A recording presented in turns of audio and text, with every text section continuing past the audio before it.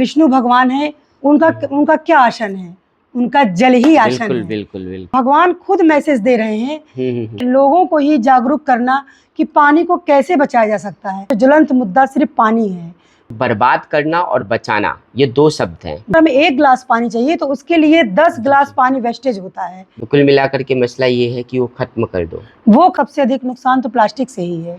पद्मश्री भी आए हुए थे बांदा वाले उमाशंकर पांडे जी। सरोवर हमारी धरोहर जी, तो धरोहर है, लेकिन लोग फीलिंग्स नहीं रख पाते। वहाँ का वाटर लेवल बहुत अच्छा होगा। हाँ, वही खुशी मुझे इनाम के रूप में जल शक्ति मंत्री आदरणीय स्वतंत्र देव जी द्वारा सम्मानित हुई।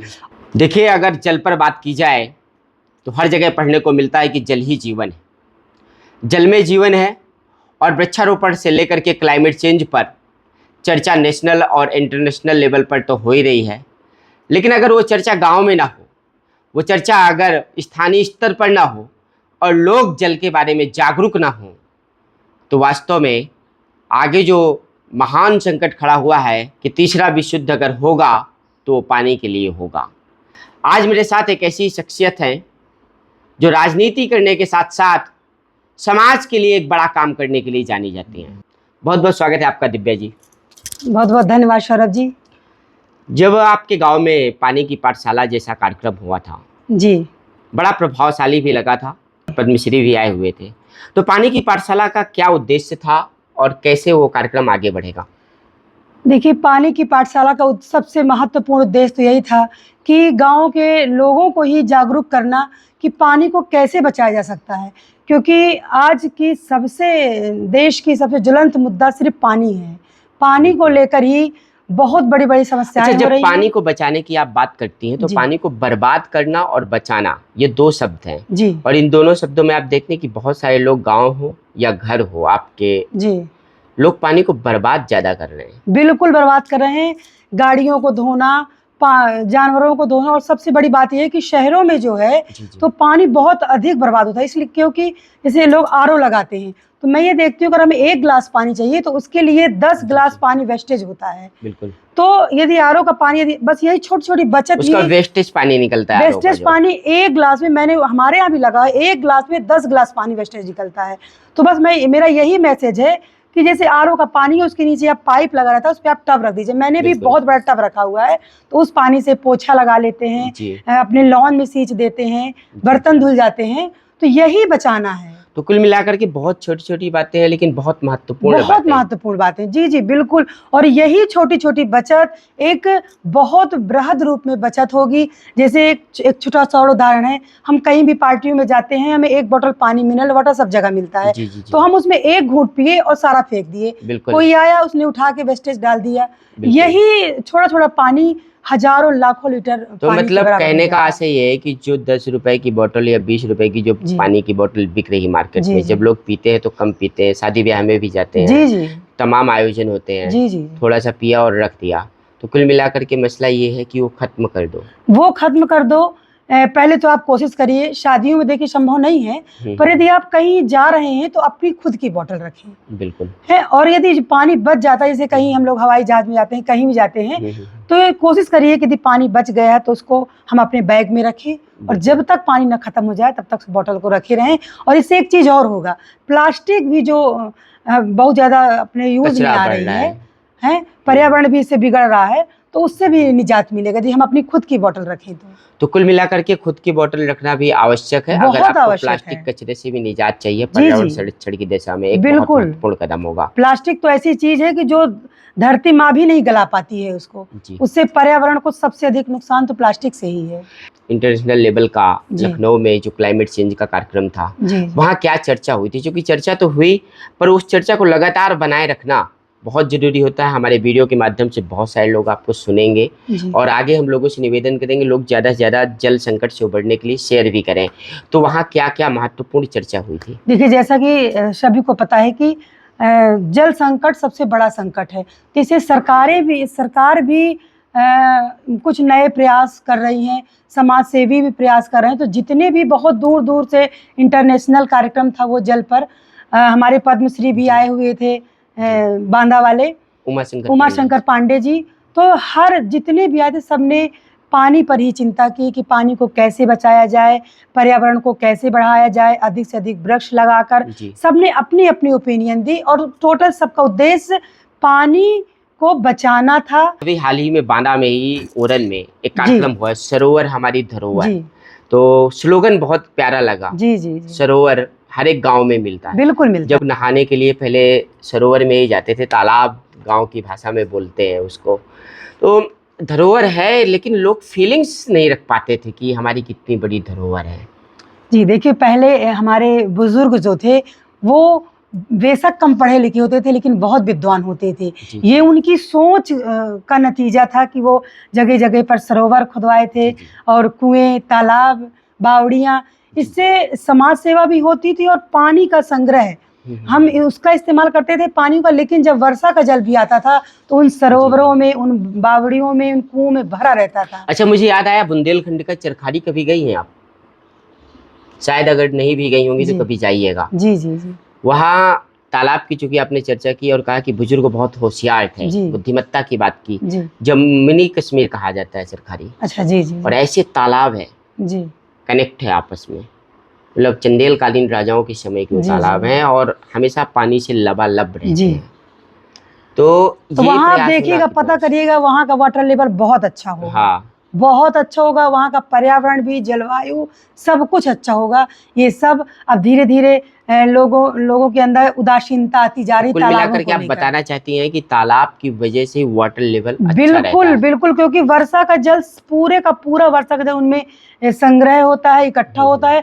वही नीचे का वाटर लेवल भी मेंटेन करके रखता है और बाहर भी लोगों को, जानवर हो, इंसान हो, राहगीर हो, सबको उनसे सुविधाएं मिलती थी, पानी पीते थे।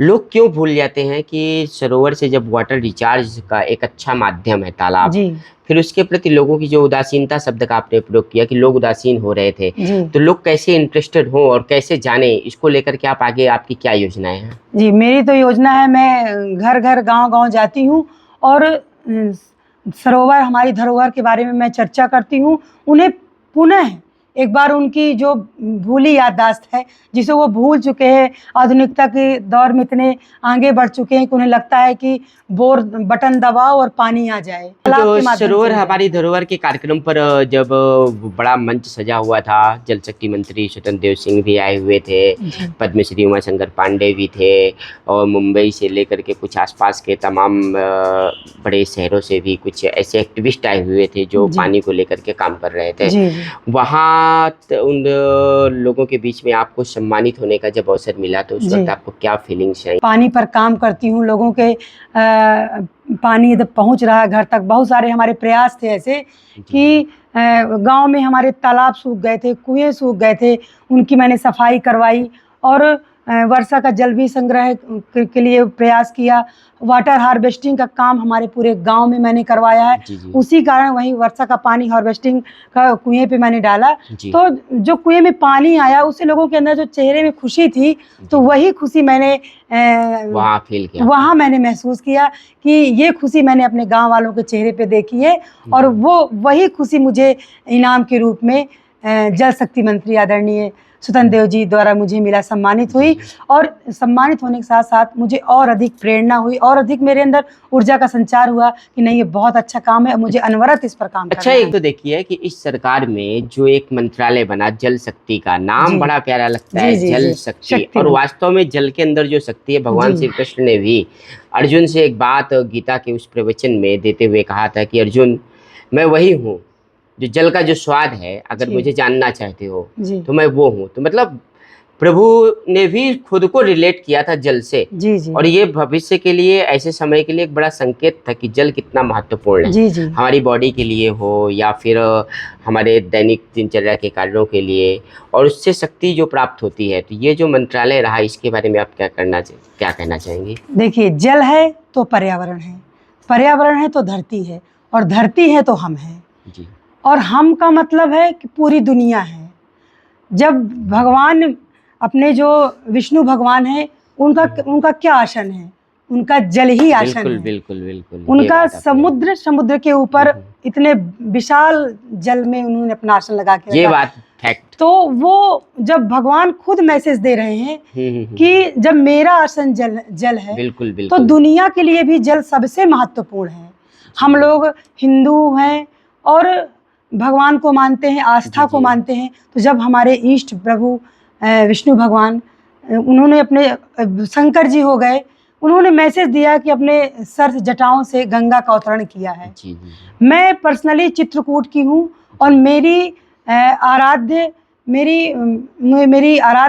अपनी अनसुईया माता को मैं मानती हूँ, जी जी जी, क्योंकि उन्होंने अपने प्यासे पति को पानी पिलाने के लिए जब गंगा का अवतरण कर सकती हैं, जी जी, तब के बल से मंदाकिनी का अवतरण कर सकती हैं, तो मैं भी उसी वीर भूमि की महिला हूँ। मैंने भी अपने गांव को, अपने समाज को के लिए, जल के लिए कार्य करने के लिए मुझे अनसुईया माता से प्रेरणा मिलती है। सबसे बड़ी प्रेरणा से स्रोत मेरी वही है।